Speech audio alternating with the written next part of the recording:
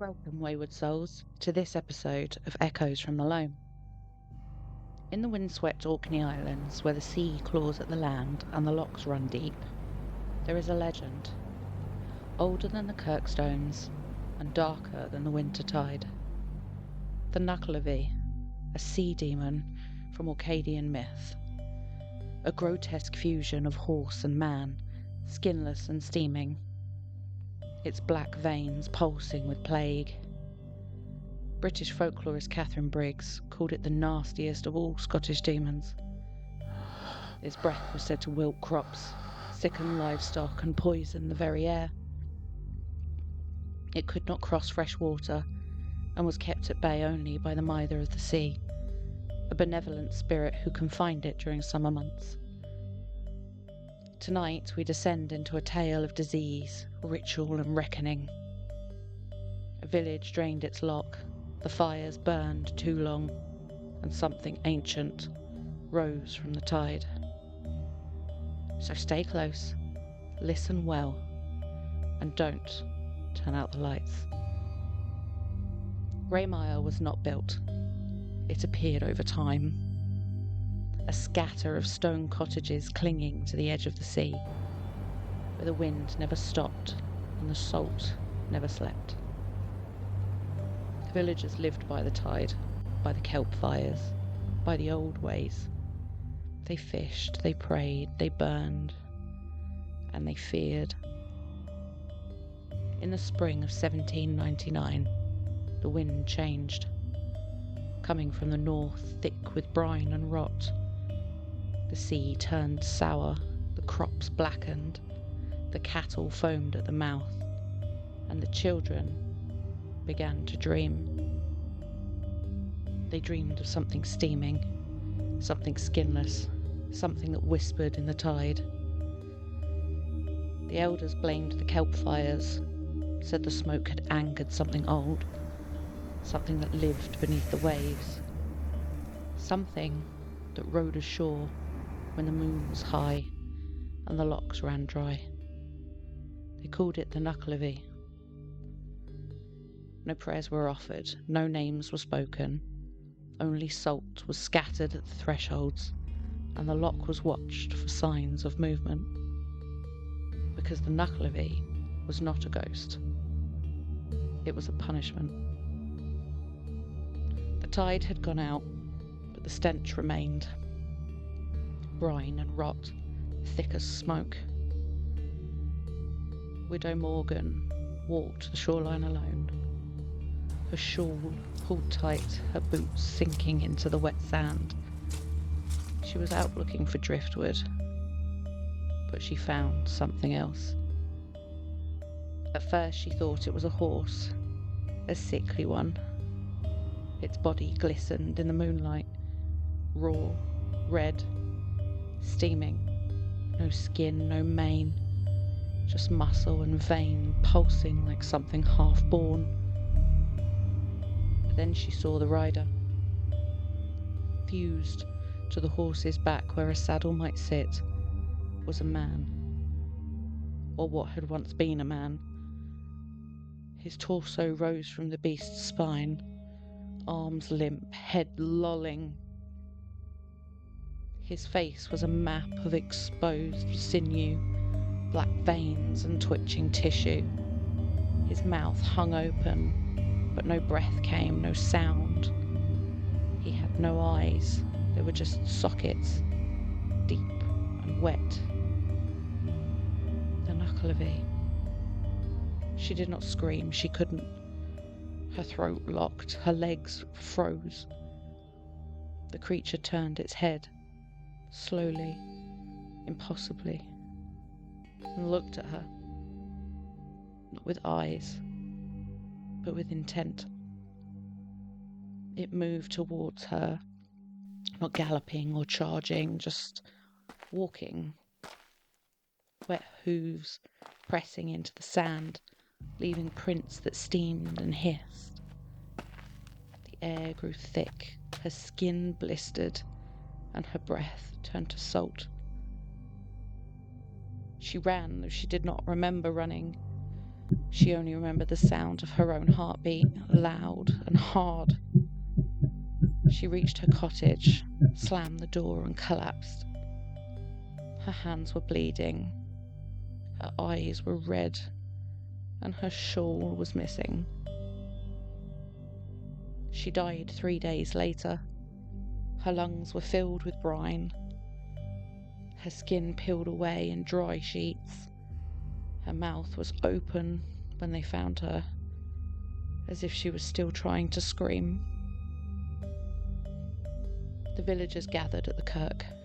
They spoke in whispers. The old ones remembered the stories. The Nuckelavee was born of sea and plague, a creature of vengeance. It hated fresh water, could not cross rivers or lochs, and it came when the land was dry, when the smoke was thick, when the people had forgotten. They had drained the loch to fuel the kelp fires, burned the seaweeds for profit, blackened the sky, and now the rider had returned.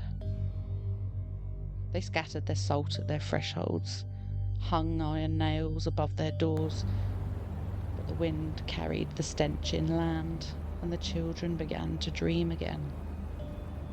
One boy, barely 6 years old, woke up screaming, said he saw a man with no skin, riding a horse with no eyes, said it stood outside his window, said it whispered his name. The window was closed, but the glass was wet from the inside. The sickness came quietly, not with fever or rash as you'd expect, but with salt. Villagers began to taste it in their mouths even when they hadn't eaten. Their skin grew tighter and tighter, their eyes wept with brine. Cattle collapsed in the fields, bloated and blistered. Crops turned grey, and then black, and then into dust. The air itself thickened. Breathing felt like swallowing seawater. Fires refused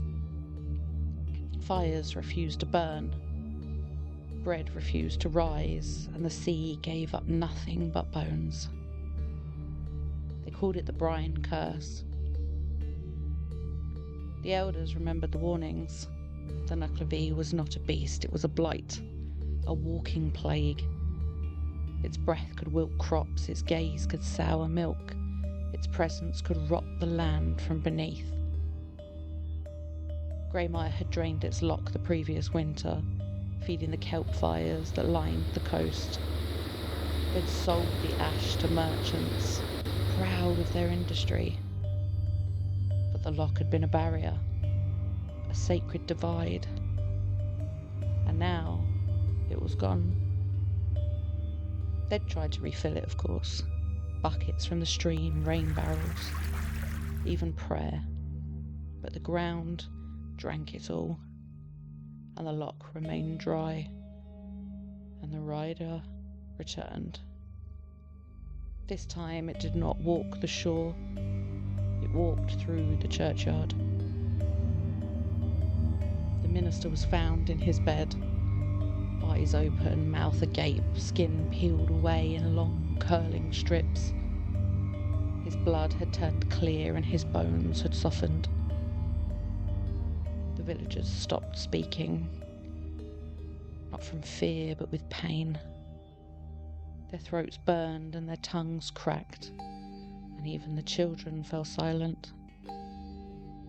One girl, Isla, wrote in the dust with her finger a single word: Nuckelavee.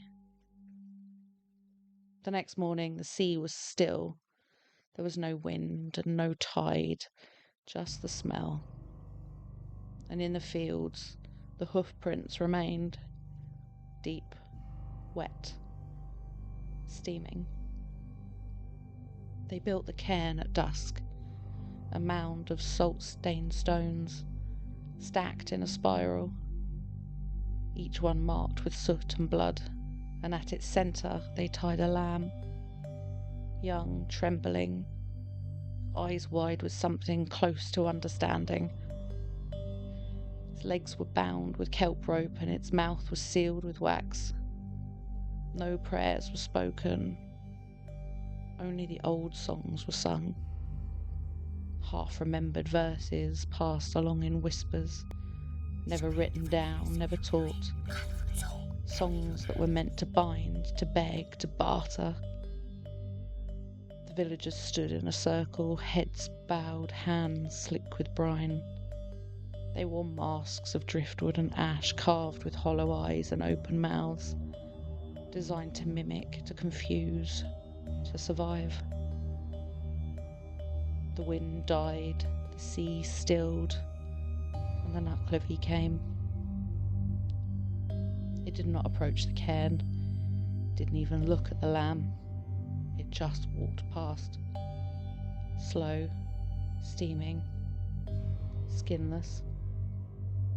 Its hooves hissed against the stones, its breath wilting the grass, its gaze turning the air sour. It stopped at the schoolhouse. No one moved. No one spoke. No one dared. The creature stood in the doorway, its head tilted, its arms limp. The children inside did not scream. They just stopped breathing. The masks did nothing. The songs did nothing. The offering was not accepted. The villagers fled, some to the hills clutching iron nails and salt pouches, some into the sea, wading into the surf as if it might cleanse them.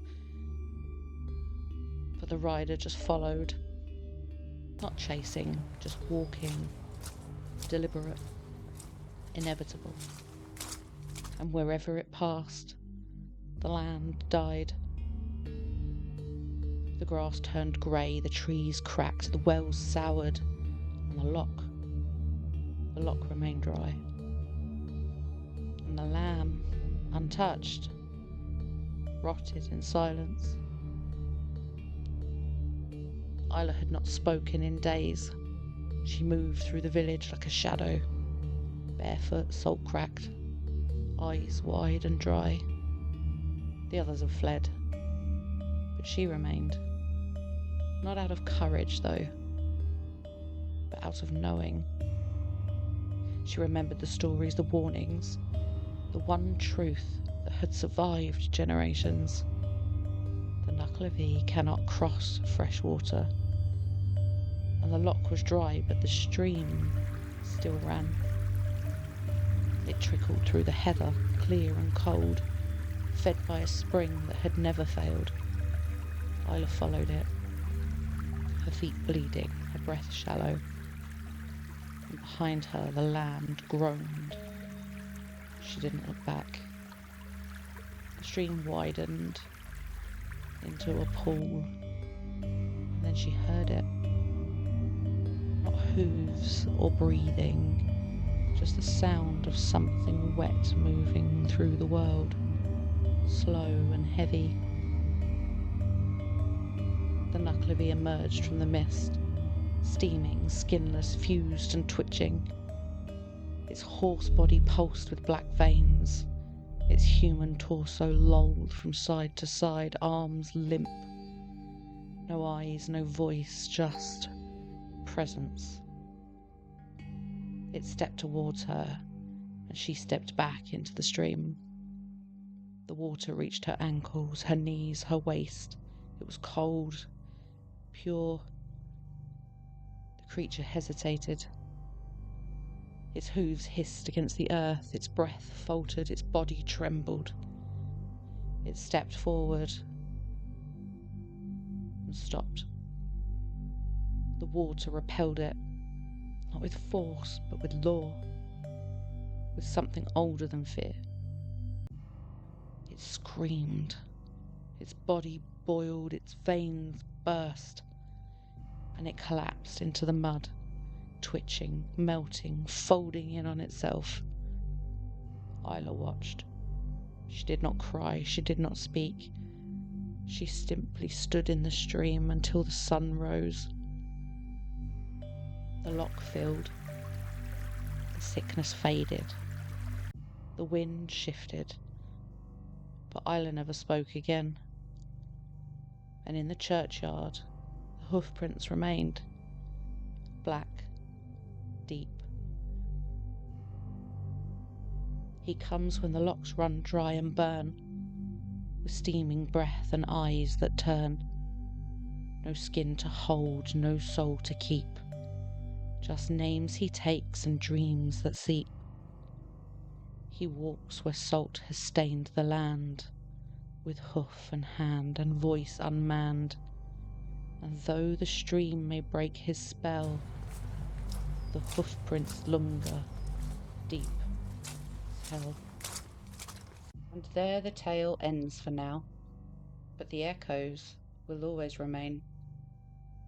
If you've enjoyed your stay here in my domain, leave your mark, a review, a whisper, a 5-star sigil. Until next time, wanderers, I've been Fauna Blakewell, and you've been changed forever.